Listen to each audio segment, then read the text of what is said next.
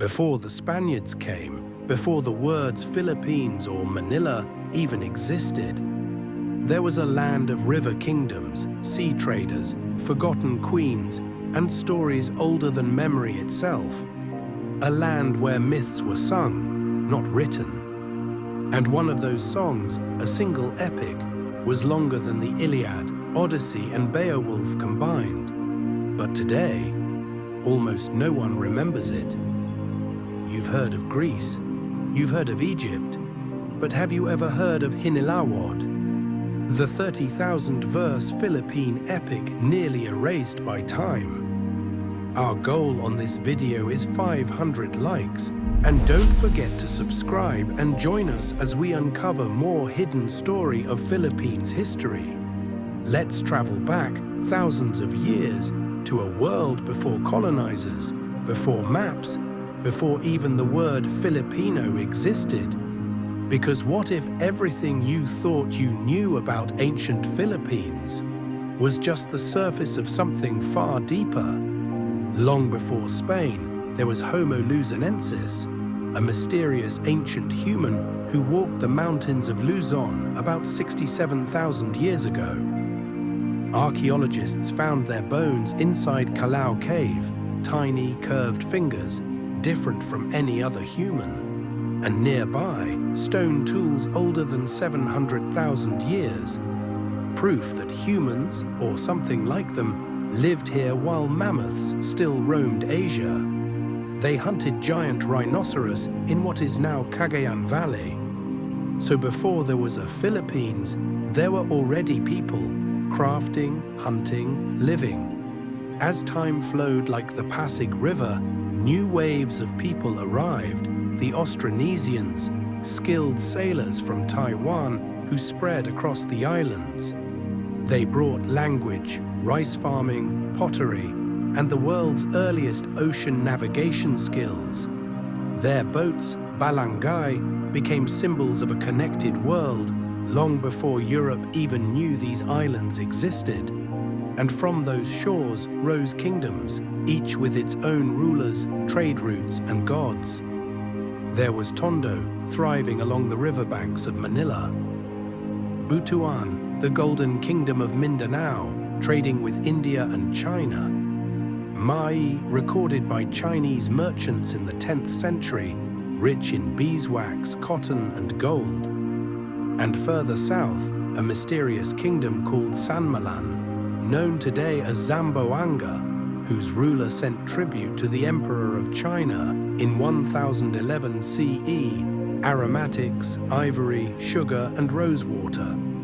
For a brief moment, the Philippines was not an isolated cluster of islands.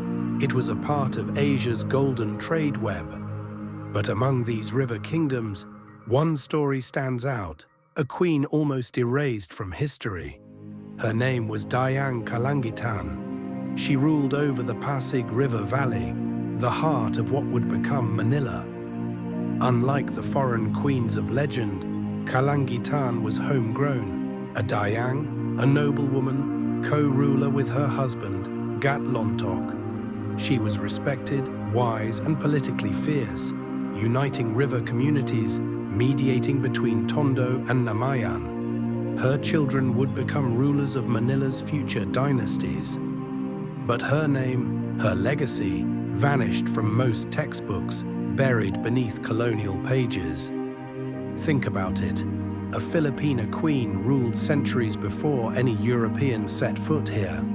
Yet how many even know her story?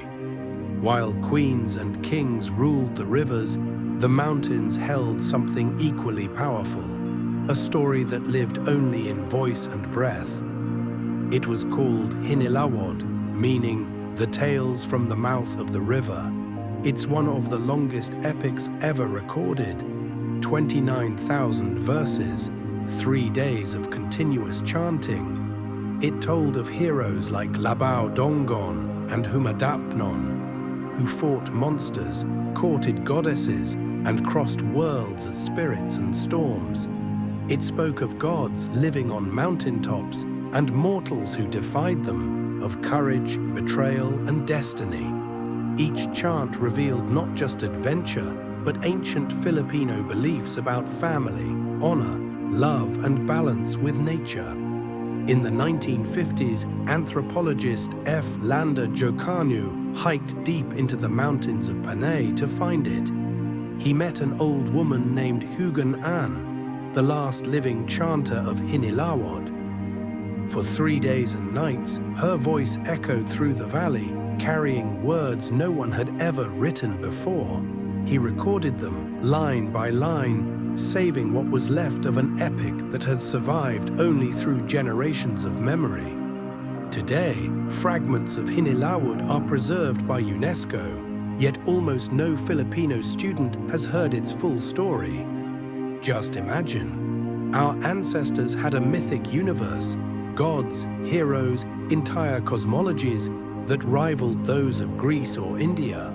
But because they didn't write it down, colonizers called it primitive. Because they didn't carve their history in stone, the world forgot they ever existed. For centuries, Spanish friars rewrote history, calling Filipinos pagans, uncivilized. They erased queens like Kalangitan, ignored kingdoms like Sanmalan, and replaced oral histories with church records. Even myths, like the so-called Code of Kalantiao, once taught as real law, turned out to be forgeries. And yet, even that fake story was remembered more than the true ones. But beneath those layers of silence, the ancient Philippines still whispers, in the rivers that once carried gold to the sea, in the chants that only elders remember, in the mountains that once heard the voices of gods. What if Hinilawod was fully restored? Would the world finally see it as one of humanity's great epics? What if Queen Kalangitan's dynasty had united the archipelago long before Magellan arrived? Would the Philippines have become an empire of islands instead of a colony of crowns? Our past isn't lost. It's just waiting for someone to listen, someone to remember, someone like you. If you're Filipino, or just someone who believes forgotten stories deserve a voice, share this. Because when a people forget their own legends, they forget who they were meant to be. Let's bring them back, one story at a time. Which lost legend should I uncover next? The Sea Kings of Butuan, the warriors of Ibalong, or the mysterious island that once traded with China before it disappeared from maps? Comment your choice below. And if you want to be part of this rediscovery, subscribe. Not for algorithms, but for memory. Because every click keeps history alive.